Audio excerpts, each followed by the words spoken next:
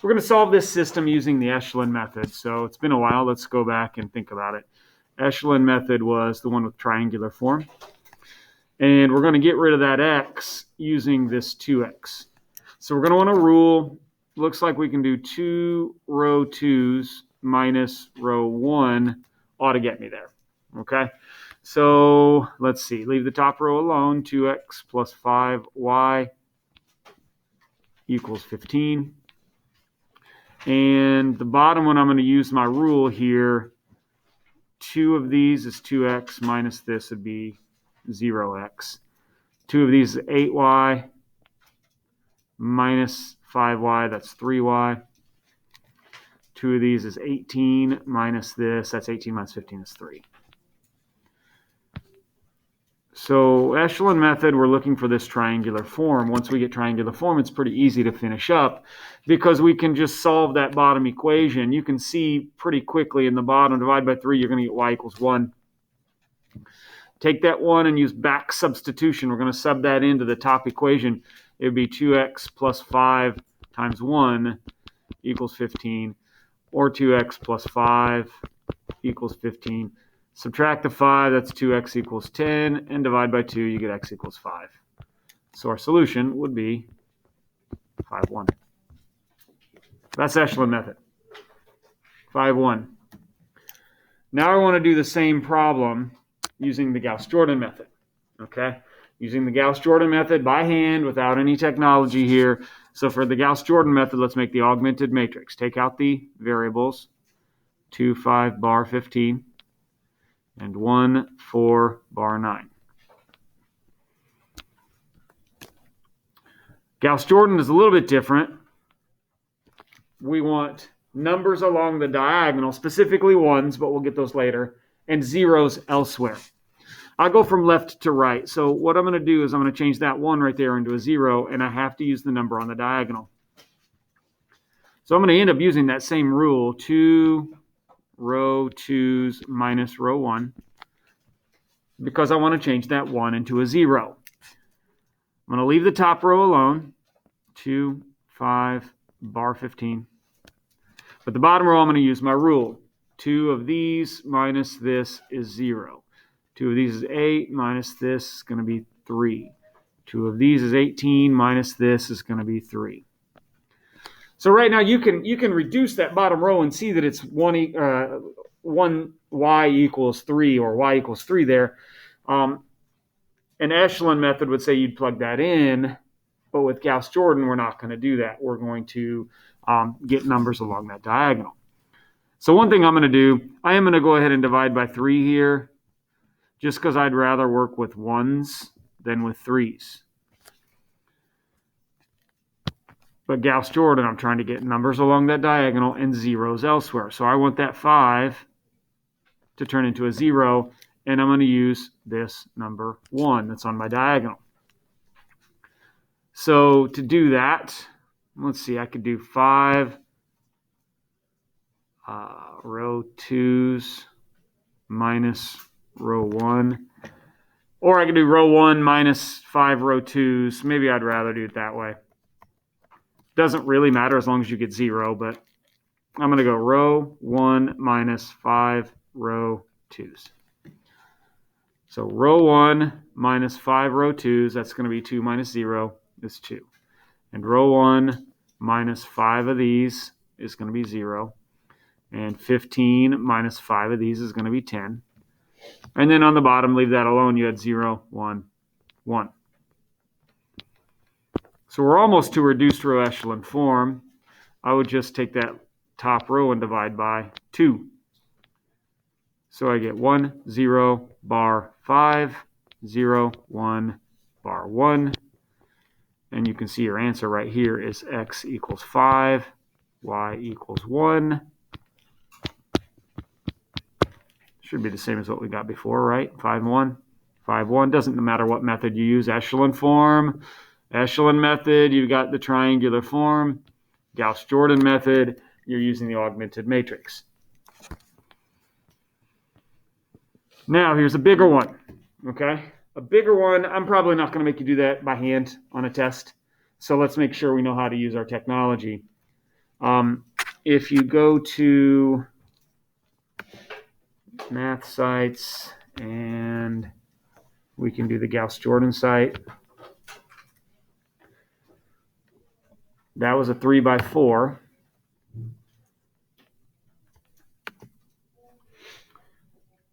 So what were those numbers here? 2155, 2155, and 13 negative 105.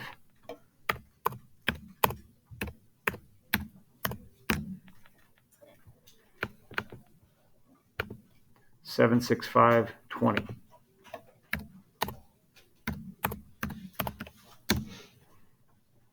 Okay, so got all the numbers mixed or added in. That's my augmented matrix for this problem. And this thing does all the Gauss-Jordan for us. And we get kind of a weird result here. I wanted to show you this weird result, all right? This one's going to be many solutions. Some of you are kind of weak at many solutions, so you might want to watch this one, all right? Many solutions. So 1052, 1052, 01, negative 5, 1,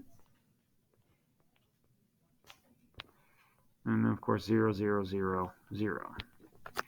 Now, we learned yesterday that it's not the 0 row that tells me that it's many solutions. It's the fact that we've got 2 equations and 3 variables. When you've got more variables than equations, that's what tells me it's many solutions. This 0 row might as well not even be there. We've got 3 variables and 2 equations. That's many solutions, okay? So we know it's many solutions, but what's going to be hard for some of you is I'm not going to let you stop there, okay? We're not stopping with many solutions. I want a form. I want you to give me the general form of those solutions. So how that works is like this. That top row looks like an equation that says x plus 5z equals 2. And the middle row says y minus 5z equals 1. What I want is I want x and y both in terms of z. Z will be my parameter, okay? Z will be my parameter. So just take that top equation and solve it for x. X is going to equal 2 minus 5z. And do the same thing over here for the y. Solve for y. Add the 5z over and you get 1 plus 5z. That's really all you're doing. So your solution set, normally we like to think of it as an XYZ ordered triple. But your general form,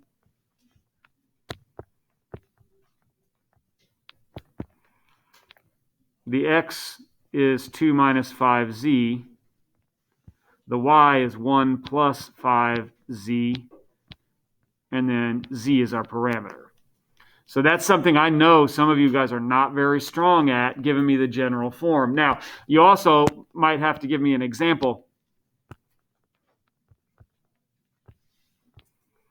So think about it. If there are many solutions, then you ought to be able to find me some, okay?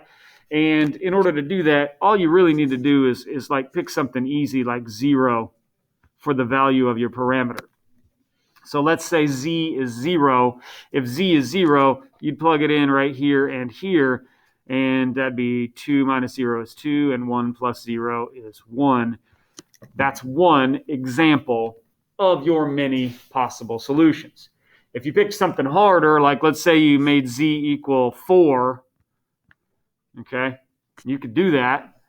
But then you'd have to plug in a 4, and you'd have 2 minus 5 times 4, or 2 minus 20 is negative 18 for your x coordinate. And for your y, you'd have 1 plus 5 times 4, or 1 plus 20 is 21. That's another example of one of those solutions that has that general form, okay? So they're going to ask you, or I'm going to ask you on a test to do something like this, but I want you to do more than just say many solutions. You're going to give me the general form and maybe an example.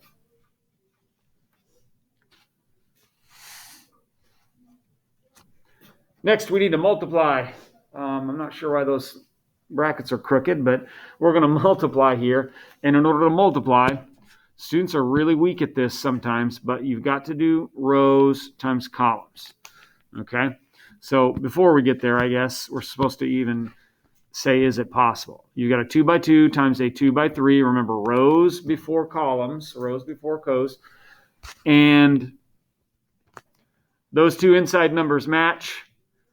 So we know it works. Not only that, we can tell that the answer is going to be a 2 by 3. So you should set up your answer to be a 2 by 3.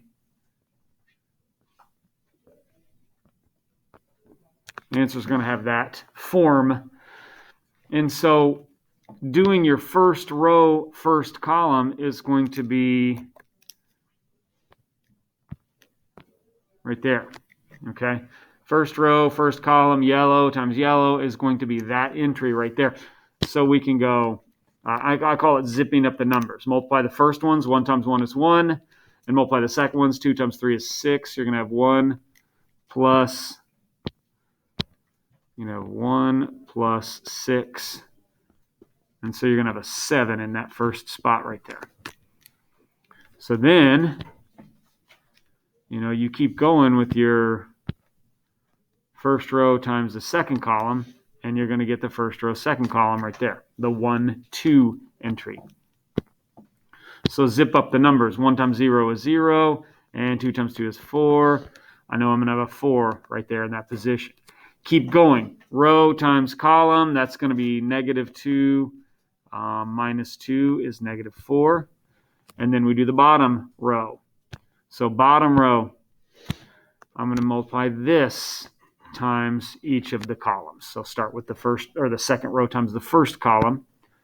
And it'd be 3 times 1 is 3. 4 times 3 is 12. That's going to be 15. Second row, second column. 3 times 0 is 0. 4 times 2 is 8. 0 plus 8 is 8. Second row, third column. 3 times -2 is -6. 4 times -1 is -4. That's going to be a sum of -10. There we go.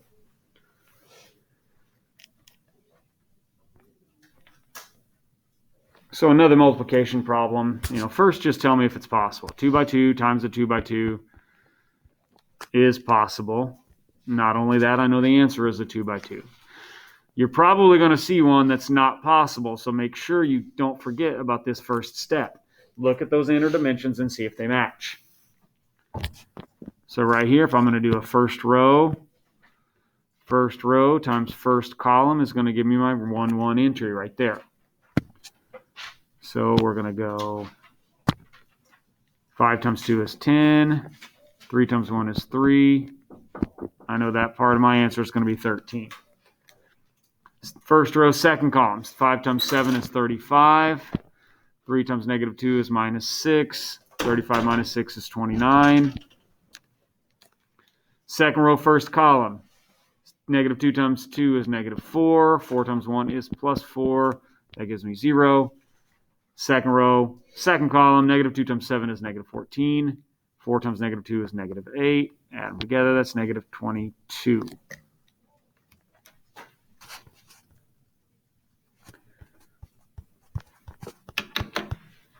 Okay. Next, we're going to find an inverse. All right. We had a couple of different ways of finding a matrix inverse. Okay. One way was we wrote down the augmented matrix and augmented this matrix with the identity matrix. We did that, and then we did a Gauss-Jordan. We found the reduced row echelon form, and what we were looking for was changing the left side to the identity, and then whatever remains on the right side, that's your inverse. Okay? So if you do a Gauss-Jordan, can't zoom this.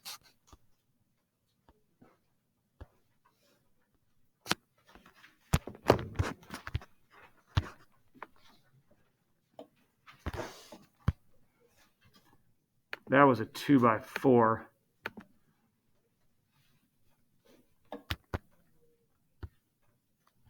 So if that's a 2 by 4, what was it? 4610.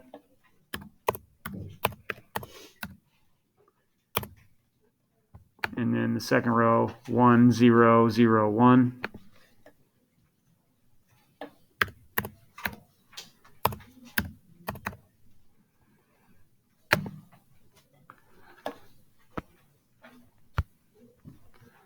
So we had, okay, check it out. Once you get to here, you can see that identity on the left, and then over here on the right, that's your inverse, 0, 1, 1/6, negative 2/3. 0, 1, 1/6, negative 2/3. So if you had to do that by hand, you'd have to do that and do your Gauss-Jordan on it. Okay, wouldn't be too bad. I think maybe an easier way to find an inverse is to use a different website. I like this website right here. I just think it's a little bit easier to find an inverse. It's more straightforward. 4610.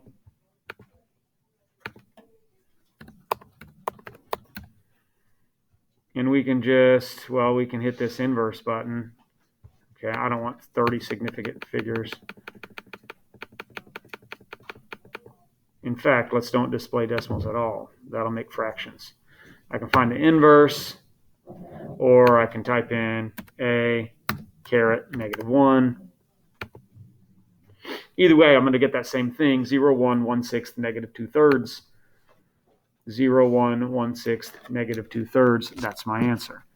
A inverse equals 0, 1, 1/6, negative 2/3.